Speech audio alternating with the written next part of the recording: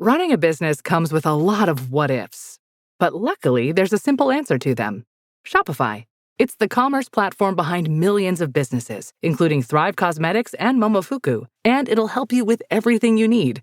From website design and marketing to boosting sales and expanding operations, Shopify can get the job done and make your dream a reality. Turn those what-ifs into... Sign up for your $1 per month trial at shopify.com/special offer. Now, it's Positively Ernie Extra, New York's TV legend and 77 WABC radio talk host with positive news and interviews to inform and inspire you. Now, here's Ernie Anastas. All right, feeling good. And hey there, welcome to the show. I hope you are having a great day. We are here and we're ready for you. Are you ready for us? I got some good things coming up today. I'm following stories in the news and what people are talking about with a positive viewpoint. Now, I really enjoy being here because this show is all about bringing you great stories that can help you, your family, and everybody. And we're looking for solutions to problems and issues, finding answers and ways to make life better. All right, today I want to talk about something really special. It's an interesting topic, and I chose this. Judging others. Judging other people. What a great topic. Why do we judge others? Is it wrong or is it right sometimes? I'll explain that. I'm talking about today a great subject with my special guest, Amilya Antonetti. She is back with us, and Amilya is a wonderful person. She's an entrepreneur, an investor, successful businesswoman, and a good mom, among other things. She can talk about anything, and that's why she's here today. Hi, Amilya. How are you? I'm doing great. How are you? I'm so excited. I know you're excited. You know, we both have that energy, and that's why we work so well together and become very enthusiastic about whatever we happen to be talking about. And I know you like this topic, too. Let's start with this. They say that the more you judge others, the more you end up defining yourself. I mean, constantly seeing the bad in others, we train our minds to find the bad. Do you agree with that? Well, yeah. So as a behaviorist, our natural default as humans leans towards the negative, right? The finding the fault, which is fault finding, which is just a habit and a pattern, is a survival mechanism, right? Your mind is looking for the fault so that it can be able to warn you, right, of to be cautious, right? So in order for us to be positive, that has to be intentional training. We have to intentionally train ourselves to seek out the positive because it isn't our default state. And we have to know that not just for ourselves, but in relationships and raising our kids with our coworkers, to know that it's going to be an easier transition to go what's wrong versus what's right. Yeah. Well, scale, right? Yes. Scale, success comes from the ability, right, to do what others can't do, which is to seek the positive. And that also is the flavor of your life. So if you spend your time focusing on fault and negativity, then that is how you feel. Okay, well, that brings up, a really good angle to what we're talking about. Do we learn to be judgmental? I mean, is there something that we see at home, school, work environment? Do we just, kind of find out that this is how we want to live and this is a role model for us? Does that become part of our personality, or are we born with this kind of thing? Well, it's conditioning. So humans are not born negative. Okay. We're not. It's a learned trait. And that's the great thing, is that most things that create duplicatable, predictable success are learned. You're not born with it. It's conditioning. And so there's two things you have to focus on. Is one, that when somebody is a fault finder or gravitates to negative, the reason why they keep doing it is because they're getting a reward. Remember, human functions based on reward. So if you are attracting a negative environment, right? Those people who constantly complain, talking about what's wrong in the world. You have to step back and go, well, I can't control them, but I can control me. So what can I do differently? And the thing about what you can do differently is not participate. Remember, there can't be conflict or argument unless you participate. Yes. There can't be a negative vibration unless you participate. Yep. So being able just to get into a conversation and just go, you know what? This doesn't feel good to me. Can we change the subject? Amilya, I like what you're saying. And it's, when people hear the word judgmental, a judgmental person, a synonym for that could be a bully. someone who does the same thing, pushes you around and makes you feel less than what you are. Dealing with people who are judgmental, I don't have to tell you, we know them, can be a real pain. We feel it isn't fair, that it's rude to do that, and it's very difficult to deal with a person like that. So let's elaborate a little bit more.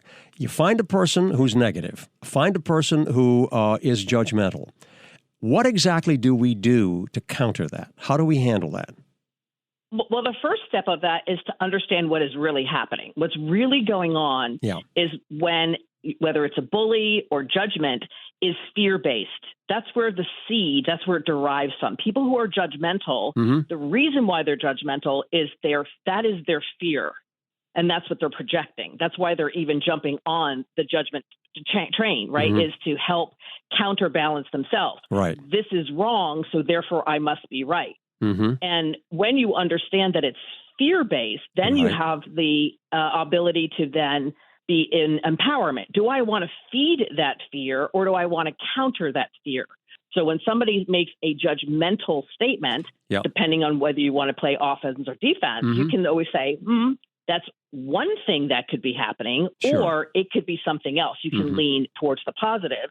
If you're not that type of, let's say that's a little bit more assertive, then you can always say, that isn't something that feels good to me because that person's not here. Right. Having a conversation when the person isn't present, right? That's the devil's tongue, right? Gossip.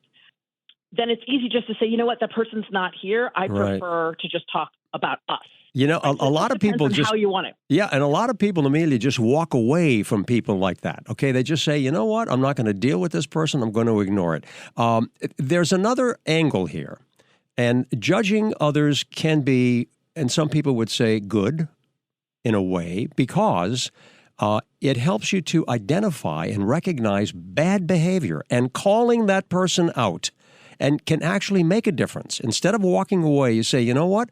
I'm going to try to change this person. Now, let's talk a little bit about that. Are we able to change someone's behavior like that if they're really locked in to having that ingrained in their personality? No. So you have no power outside of self. But what you can do is you can mirror. So a lot of times when I'm working with clients, especially the ones that are overly difficult, because most people just lend to the path of least resistance, a lot of times when I get somebody who is just one of those nudges, they actually don't know, because people have never confronted them to say point blank, you realize you're difficult. And they're like, what do you mean? And I'm like, I'm just letting you know you are difficult. It is deriving from you. So again, it depends on what your desired outcome is, but you can mirror, but you can't change somebody, which means if you say something that is, just say kind of porcupine-ish, right? It's stingy. I can turn around and go, you know what? That doesn't sound like it feels really good. Did you mean to say and mirror what was just said so that they can hear it from a third point? Because a lot of times I go, oh God, that was kind of nasty. Right. Let me take a step back. A lot of times people are not aware of how they show up in the world. So mirror for them so they can then confirm or deny. Yeah, they have to see it. They have to see it for themselves. And you know what? We also live in a society that is so dominated by media, and particularly social media. Now, do you think that this kind of environment has created more negative comments, judging people publicly, often without any sense of shame or embarrassment? We see it, we hear about it all the time. Let's focus on that a little bit. What contributor is that to the problem of being judgmental? Well, and again, it depends on what age group you're in, right? Yeah. So in our age group, because we learned how showing up in real time, like we had more face-to-face interaction, we didn't have the accessibility to the digital arena that we have today. Right. We show up differently in relationships because that's how we were groomed. Yes. Versus the society that's coming up now, what they know is social. So for them saying something flippant has less penetration, like what does it mean, than it does for us looking at it. So we have to realize that as the generations have more of a relationship with the digital and social, these things mean different. But what they're not understanding is the consequences. And so when I'm working between like parent and child, or within a company where there's an age gap, sure. I'm like, go to your memory. We all remember what it was like when we went to school in real time, and one of our friends, right, didn't sit with us. Oh, yeah. Mad at us. Very whatever, common. The impact. Sure.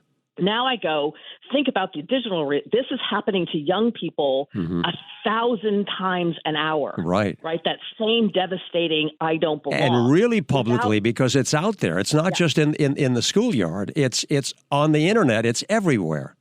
Everywhere. Exactly. Right? So it's even more important for us to teach young people their identity, their values, what has meaning. What we have to build them within to counter the self-medicating, the suicide, because it's devastating. They're living in the world like the whole world is coming to an end. Everybody hates me. Exactly. Amilya, counterbalance building internally.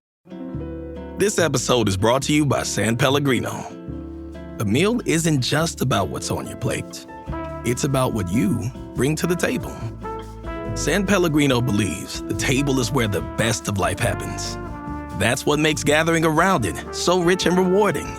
And with their unique, sparkling natural mineral water, San Pellegrino brings its best so you can bring yours.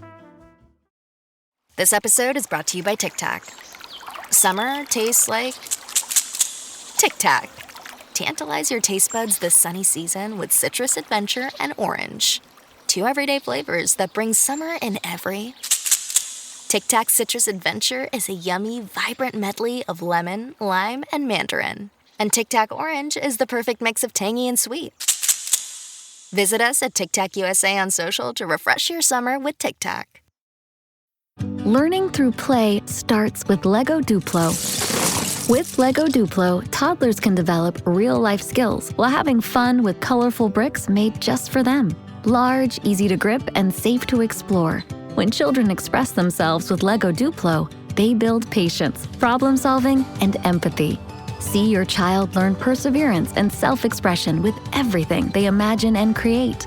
Visit lego.com/preschool to learn more. How does PwC take your company to the leading edge? They bring the sharpest minds in tech to your team, so you can bring the ideas that will transform your business. They're passionate about your industry, so you can walk into any room with every advantage. And they're with you every step of the way, so you can know you're headed in the right direction. PwC builds for what's next, so you can get there now. Get started at pwc.com/us/leading edge. When we're talking about, young people, and you just described it very well, because a lot of young kids, I got a little dog in the background. Sorry. That's all right. A little, problem develops, and it becomes a real major issue with young people because they just feel like they're isolated, that they don't belong, and they want to belong. That's what it is. Then you go into this middle-aged individuals, people who are trying to get ahead in life. That can be difficult too. That can become a real backstabbing environment as compared to seniors who are a little more relaxed and, they've lived their life and now they're kind of being a little more patient with other people. Let's talk about those two different age groups. Well, I think that if we can take the viewpoint that something is always happening, what you think is happening is not happening. So being able to extend grace, a little bit of patience to realize that even though you may not like what the interaction is at that moment, you have the power to change the way it feels by leaning in instead of taking and defending your position, to be able to lean into a young person or somebody in middle age to say, it seems like you're suffering. It seems like you're hurt. What can I do to serve you? Absolutely. Instead of you making it about you and defending your position, lean into it to say, what can we do differently here to get a different outcome? That can make a huge difference. Most people just don't know how. They're in it, and they think that all I got to do is continue to participate, and they don't know how to pivot. So taking the higher road, which is being able to go, is this feeling good to you? Because it really doesn't feel good over here. How can we do something different? Allows for immediate action. Well, that's great action to take. And I remember interviewing a psychologist a few years ago. And we were talking about this subject in a way, and she pointed out to me, she said, many times we go through life and we suffer. We suffer, the consequences of being an outcast with your fellow teenagers particularly when you're a kid, because that's when it really, remembers deep in your mind, and then you forget, but it's really there. And she gave me a nice visual, and she said, the important thing for a lot of people to do that have been hurt is to take a picture of yourself as you are now, see yourself as an adult, and then pull that child out and sit that child next to you and look at that child and give it understanding, give it the love and care that it deserves, and explain that this is what you were feeling at that time. And let me tell you how it wasn't that bad and how you've recovered from it and what it really meant. Isn't that a great visual? Isn't that a great way to help yourself? Isn't that great? Yes, to actually give yourself the love and the nurturing that your inner child wanted. Just because you didn't have it doesn't mean that you cannot give it. Be your own parent. Yourself. Yeah, be your own parent. Absolutely.